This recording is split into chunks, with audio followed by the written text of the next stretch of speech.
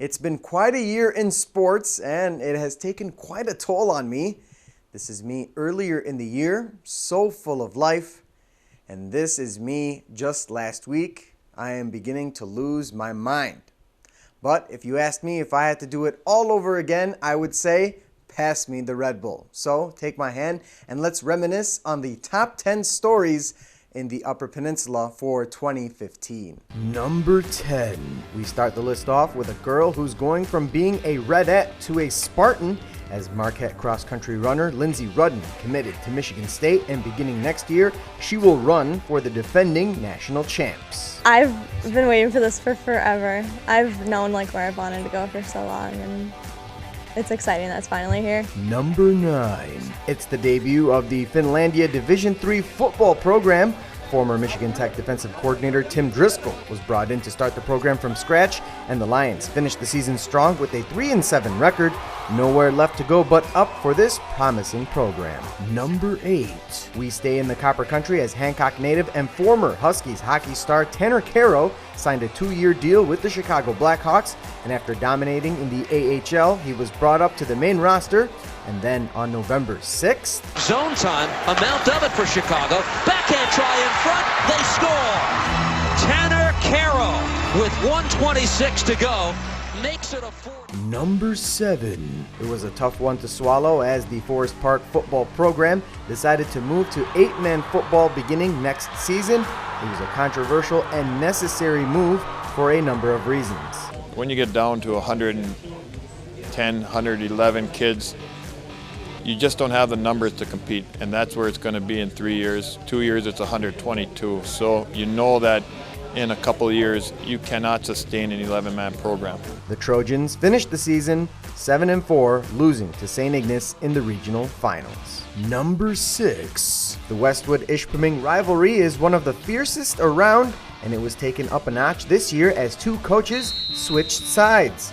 Ryan Rico went from coaching the Westwood boys basketball team to coaching the Ishpeming girls basketball team, and Scott Sergula went from assistant football coach at Ishpeming to head football coach at Westwood. The Hematites knocked off Sergula's Patriots in the pre-districts.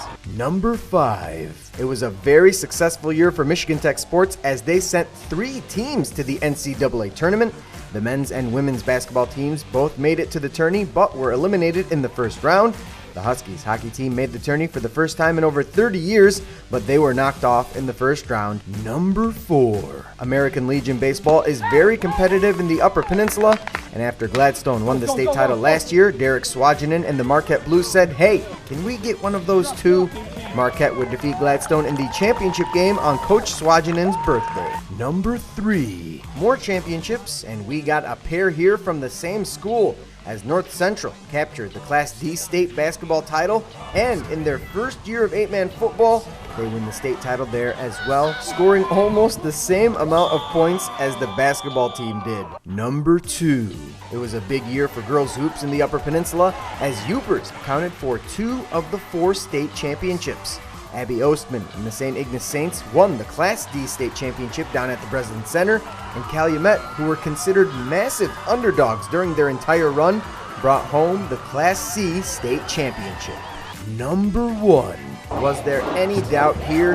After falling short last year down in Fort Field, Jeff Olson and the Ishpeming Hematites made it back to the mountaintop for the 3rd time in 4 years, thanks to quarterback Ozzie Korp, who became the first player in MHSAA history to score a touchdown in 4 straight championship games. Means a lot, and I think that's why these kids play the way they do, because of the support they get in, not only just in the Ishpeming community. We always say that's a great community, but the UP community, Marquette County, Upper Peninsula, there's fantastic supports with the fans.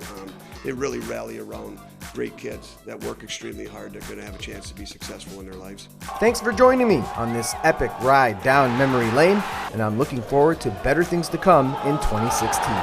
For ABC 10 and CW5 News, I'm Sam Ali.